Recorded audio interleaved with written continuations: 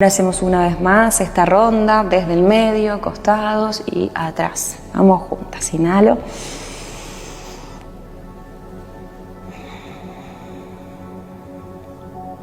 Eso es. Ahora vamos a las esquinas de la boca.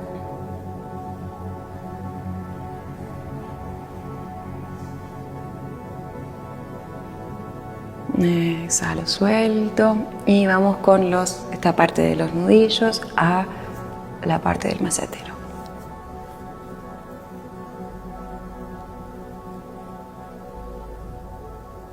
Y ahora vas a hacerte unos masajitos de esta manera, movimientos circulares o con la yema de los dedos. Inhalo. Exhalo.